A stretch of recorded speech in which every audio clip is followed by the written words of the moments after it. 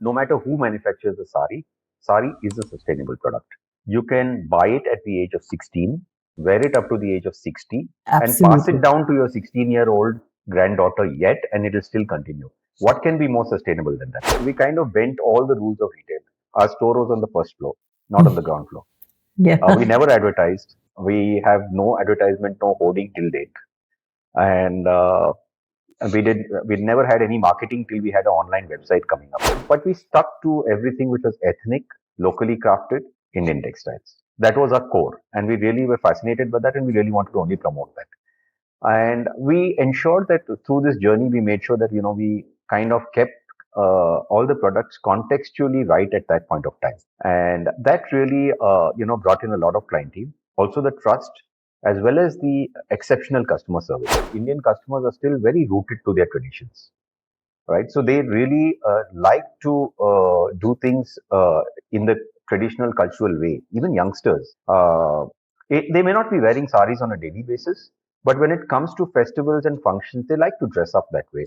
I am from Bengal and I have traveled into Fulia and I've seen the dismal life of the artisans and the kind of price points that they really, really get. How are you ensuring that you're supporting the local, artisans here and traditional techniques are being preserved? I'd like to draw your attention to this word artisan. While we call them artisans, we don't give them the same status. So if you look at a painter's child will be called a prodigy if he starts painting at the age of 10. But a weaver's child, if he starts weaving at the age of 10, it'll be called child labor. Then you're differentiating that it's not an art anymore, right? The minute a consumer starts viewing it as art, their perception of value will also change. And then one will appreciate that even weaving a piece of textile is as good as creating a painting or a piece of music. Hi, in today's episode, we have with us Dinesh Talera, the co-founder of Mysore Saree Udyog. There is nobody in Bangalore who doesn't know of Mysore Saree Udyog and has not been there. It has a legacy of nearly 9 decades in Indian ethnic fashion. Along with his brother, Kamlesh Talera, he transformed Mysore Saree Udyog from silk wholesale to a globally recognized retail destination. So we're going to know more from Dinesh as to how he drives innovation, craftsmanship, and design excellence while the market is extremely crowded. Also, they have been spoken about in Vanity Fair Germany, and Vanity Fair Germany has named Mysore Silk Udyog among the world's top 10 retail destinations. Under Dinesh's leadership, Mysore Saree Udyog blends tradition with modernity, celebrating India's rich textile heritage while embracing contemporary trends, which isn't easy. So welcome Dinesh in today's episode. Let's just start from the beginning. Mysore Saree Udyog was founded in 1982. What inspired your family to start this venture? And how has the journey really evolved over the decades? Are you frightened ever that there are so many sari shops? And also there was this time when people are not wearing saris. Tell me all about it. Thank you for having me on your show, Mohua. And yes, I'll try and take you through this journey as well as I can. So, coming to your first part of your question, how was my society founded? What was the inspiration? So, the inspiration was my dad, right? He came in 1932 to Bangalore. He started a Zari business. Zari is basically silk yarn coated with silver Zari and then gold. So, it's a 100% real Zari business which he had started, and he had really earned a fantastic name in that, right? So, following in his footsteps, my brother Kamlesh, he joined my dad and founded Mysore Saree Udyog in 1982. I joined him as a co-founder shortly after that in a couple of years. At that point of time, I was still in school, 11th standard. So I had to make a choice whether I wanted to go into business or continue, in a profession. I, of course, finished my graduation and degree, but my passion lay towards textiles, and I had a fascination for textiles and design.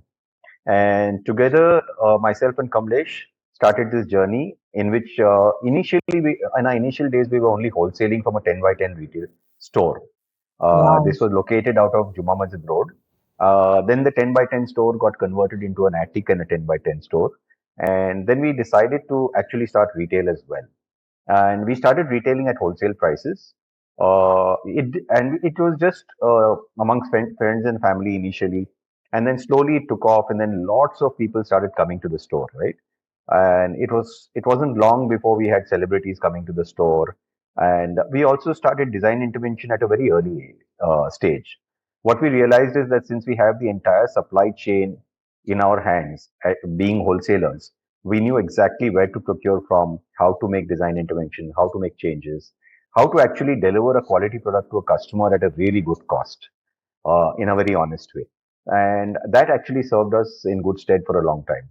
Then eventually we took up the store next to us, so it became slightly bigger. And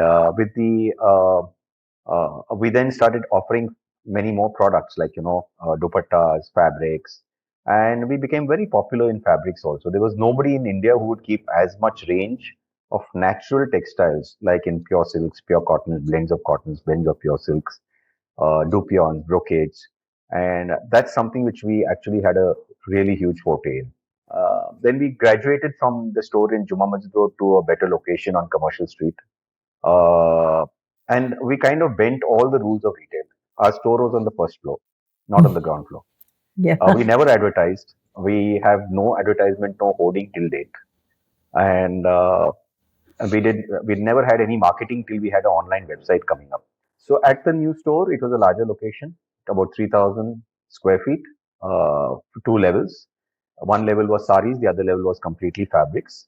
And over a period of time, we introduced even bridal wear over there. And but we stuck to everything which was ethnic, locally crafted Indian textiles. That was our core, and we really were fascinated by that, and we really wanted to only promote that.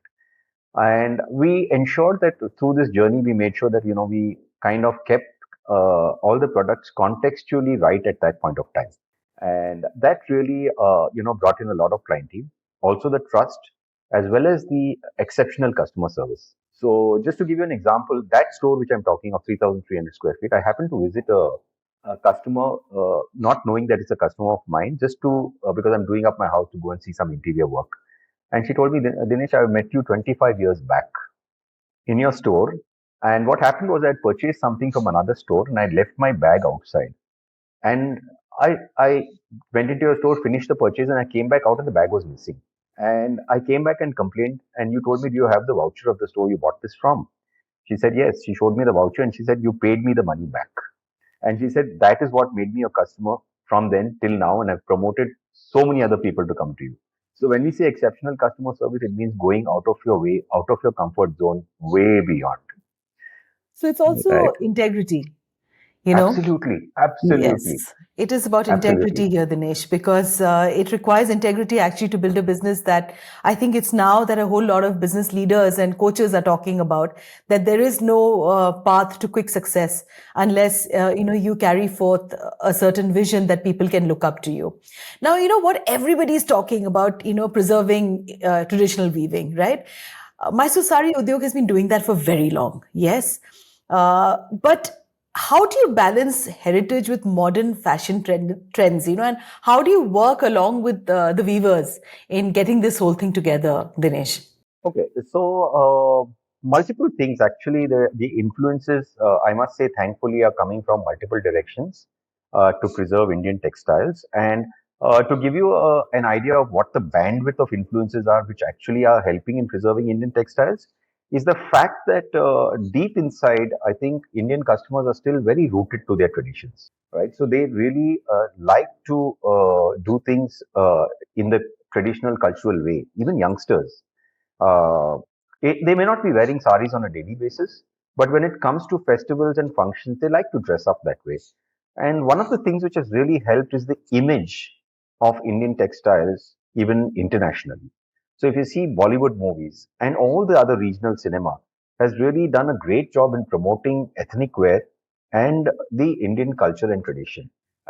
So much so to the extent that you will notice that nowadays in weddings, big fat Indian weddings, you have so many guests of so many nationalities. And we find that these people who come for these weddings actually come to the store. They make an effort to dress up in the ethnic way. So I think, apart from us doing a lot of things to ensure that the products are contextually right as of today, and the youngsters as well as multi generations relate to the products, it is also the environment around which is helping us. So could you elaborate on the different product portfolios, that Mysore Saree Udyog currently offers beyond saris? And of course, what makes you different from all the other silk saris in India? So to actually set a little bit of a background on this, There's a point of time in around 2000 where we used to do a lot of work for international designers like Gucci, Armani, Hugo Boss, Kate Spade. All of these people we have worked for through agents. We have manufactured a lot of products for them. And in fact, Gucci's Millennium 2000 show, we did the entire sampling. So we really have the bandwidth of tapping into the Indian arts and crafts across the country. We use a blend of these arts and crafts in multiple different products in order to make them relevant as of today, right? So this has actually helped us in building a very large portfolio of products. Now, when you come to the portfolio of products, we have everything ranging from saris, lehengas, fabrics, ready-mades, ready-to-wear, Indo-Westerns, Westerns, and going all the way up to even stoles and scarves, right? So we have, like when you say that Vanity Fair Germany has actually rated us amongst the top 10 destination stores of the world, it is because Bangalore made this happen. The customers of Bangalore made this happen for us, and over a period of time, customers from across the globe and India. So they would actually passionately say, if anyone has come to Bangalore, they would passionately say, "This is one place I have to take you to, whether you buy or no." And it would include even like international customers and of different nationalities. And these people would see the buzz and the color and the variety of Indian textiles and the kind of service which you would never get anywhere else in the world, right? And that I think helped us get this position of the top 10 destination stores of the world. It was nothing initiated by us. We just came to know that they came to our store. That they did this article, and then I got a copy of it. So, Dinesh, I completely agree with you. I am also one of those people who recommends Mysore Saree Silk Udyog to everybody because I just feel that it's so much more trusted. The price factor isn't absolutely daunting, and the range is fantastic. I mean, in one green color you can find multiple other choices. So, I think Mysore Saree Udyog obviously has built a certain trust factor around it, around the entire brand. Now, we've also heard about something called the Scented Sari Collection. That really sounds fascinating. So, can you tell us a little more about it? What is the Scented Sari Collection? So, in our journey of making products and coming up with innovations, my nephew Anil Sancheti, he joined us during this journey of creating Mysore Saree Udyog. Today, he actually manages a whole load of operations and merchandising. Scented Saris was his brainchild. So the scented saris are basically done in our Mysore crepe, Mysore silk, and Mysore Georgette saris. So this we have collaborated with one of the finest perfumers of India, and we have done some research and introduced a product which has a long-lasting fragrance at the yarn level. And once it is embedded into the yarn, up to 10 washes, the sari will carry its fragrance. So which we feel was something which is a different appeal to the senses. Apart from just looking beautiful, you feel good even while even with the fragrance of the sari and the people around you too. My God, amazing, amazing. That is fantastic. So, sari weaving is an age-old craft, and technology is rapidly, obviously, transforming the industry. And so, how has MSU really incorporated technology into production and customer experience, given the fact that the range is so large? So, what are the kind of things that you have incorporated, Dinesh? So firstly, we have used technology. We started using technology in 1986. We had barcoded all our products in 1986 itself. You used to get the pen readers in those days, not the ones you get now, right? So we believed in using technology in all aspects of our business. That is, at the core, the entire business is running on a very refined and very detailed technology shell, which has been created for us from the administrative side. So one of the very big things in our industry is that since we carry almost every piece is unique, managing inventory of lakhs of products together and close to about 2-3 thousand new products being added on a daily basis, just keeping track of that entire inventory itself is a very big challenge. Now, coming down to technology being used in the product itself, yes, we have imbibed technology over the years while still keeping the culture and the old techniques intact. So, while we use digital printing and computerized looms today for manufacturing, we also have supported the handloom, handicraft, and hand embroidered products right throughout. So one very distinct thing about MSU is, despite trends changing, right? Like for example, today embroidery is doing very well. Sometimes handloom is doing very well. Sometimes prints are doing very well. Sometimes brocades are doing very well.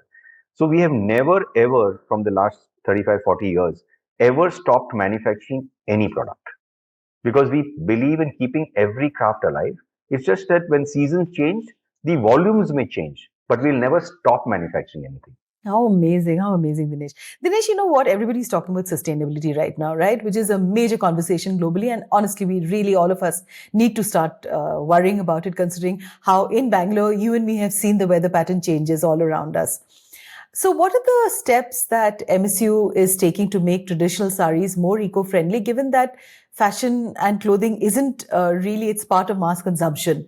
And it's quite an antidote to this entire conversation around sustainability. What is it that you do? So I think that's a very, very good question. The fundamental fact that we are in a product which is sustainable itself is very big. No matter who manufactures the sari is a sustainable product. You can buy it at the age of 16, wear it up to the age of 60, and pass it Absolutely. down to your 16-year-old granddaughter yet, and it will still continue.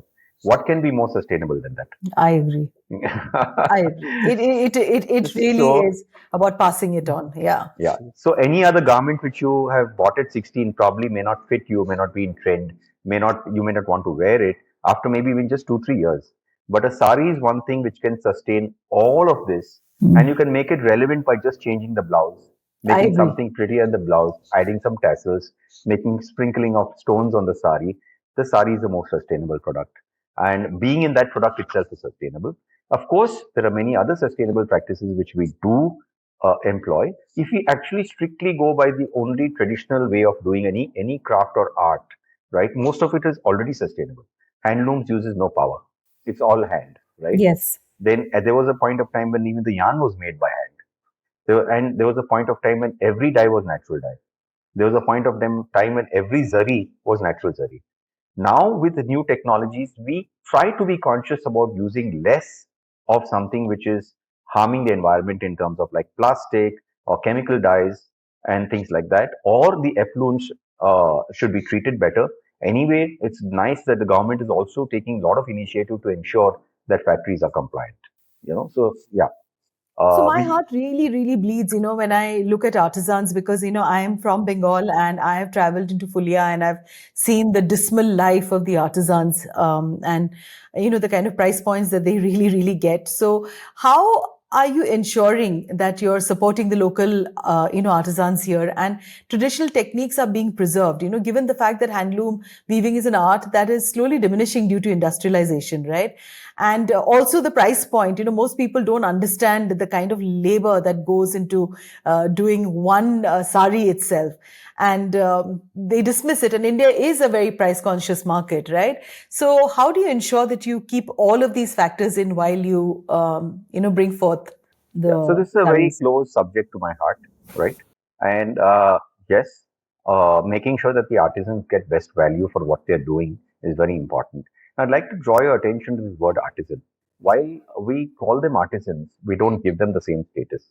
So if you look at a painter's child will be called a prodigy if he starts painting at the age of 10.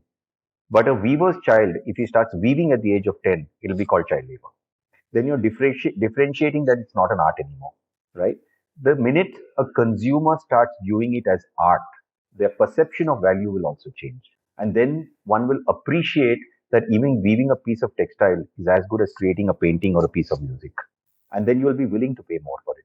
And when a consumer is willing to pay more for it, the industry will follow. I agree with you fully. I can never get down to negotiating ever with a artisan who brings their products because I just feel that, in India, there is this whole thing about the minute you go into a store, you don't negotiate, but the minute you see them outside selling stuff, you immediately negotiate. And I think this is Yeah, a consciousness that everybody needs to understand that if you love India and you love the arts and all the heritage that's yeah, there, one has to be willing to support people if you can afford to, absolutely, 1000%. I Absolutely. couldn't agree less on that. Yeah, me too. Me Yeah. too. Absolutely. So, with online mega sales like the Great Indian Festival, Big Billion Days, and blah, blah, blah, and all of that that keeps happening, how does Mysore Sari Udyog compete in such a competitive market? I mean, there's constantly somebody who's doing something and he's offering buy one, get two free, and all of that. How does your marketing, how do you channelize all of this into ensuring the profitability of the business?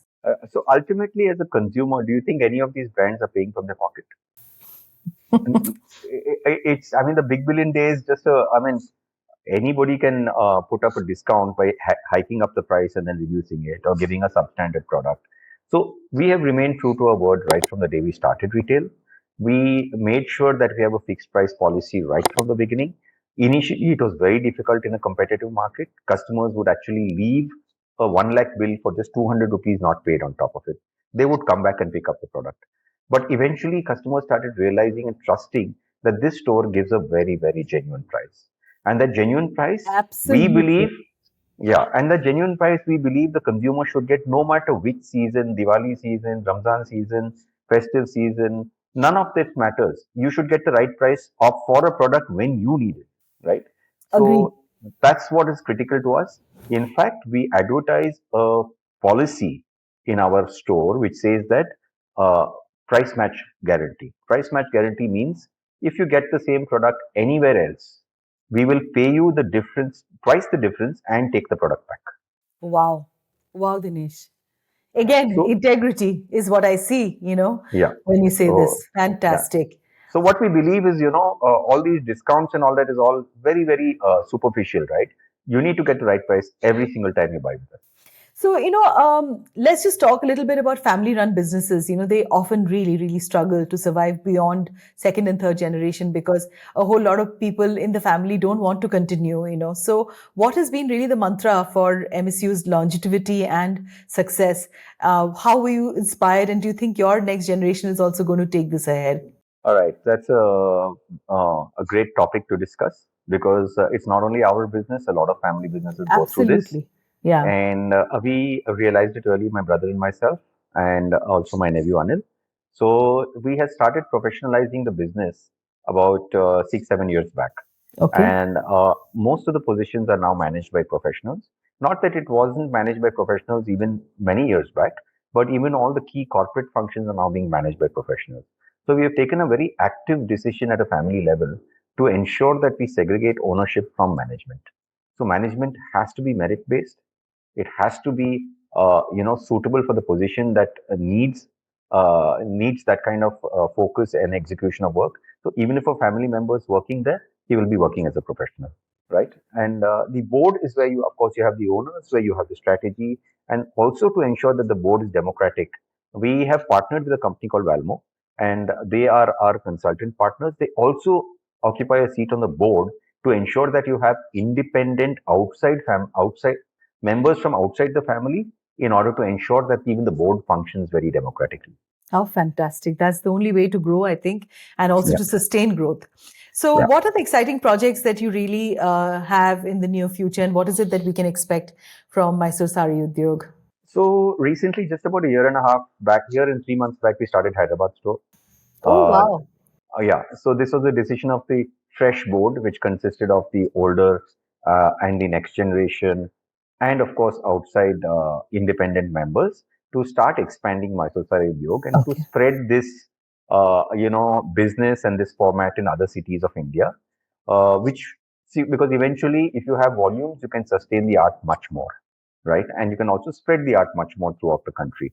So Yes. Hyderabad is very successful. We are doing extremely well there. We have about 80 to 100 walk-ins every day. And the Hyderabad public has really embraced us very well. So we plan to, so the exciting thing is we might come up with many more in future. Wonderful. We wish you lots and Yeah, lots of luck, Dinesh. And it is one of my go to stores. And I yeah. am sure I represent a whole lot of people in Bangalore who, when they know that they're going to get price for money with a huge range, they will trust Mysore Sari Udyog. And that you guys have nailed it. And it's been a pleasure talking to you, Dinesh. We wish you all the Thank you. best. And thank you so Yeah. much for I being would on like to today's give you episode. one more thing before I leave. Tell We me. are we have partnered with Alia Matan as a stakeholder of a registry called the Registry of Sarees. It's a trust. Yes, I know. Uh, I know about that. do you know about the Registry of Sarees? Yes, I do. Yeah. So we have a more 1,000 plus products curated there, and we have created that as a research center. Whenever you have any time, you should come down and visit it, because that's one of our very deep efforts to ensure that the Indian textiles are really preserved. Wonderful. Yeah. Congratulations. And I hope there are many, many more collaborations of this nature, because I think there is a certain comeback for all of us as Indians, into this entire heritage of our own. I don't think Indian heritage will ever die, and it can only, thrive. I And couldn't agree with you less, and I'm yes. very sure it will. Of course it will, because there is Yeah, no, there is an emotional attachment with saris. There is no way absolutely. that, I would not, I can't imagine going for Durga Puja and not wearing a sari. Yeah. It Like I said, just it's one feels. product which spans all three generations. And yes, and wearing my grandmother's sari, it Yeah. just, there's such an emotional connect with that entire thing. So yes, and wish you all the best, Dinesh. It was an absolute pleasure, as I said, talking to you. Thank you, And and I same here. Likewise, I really enjoyed having this conversation with you. Look forward to many more. thank you so much.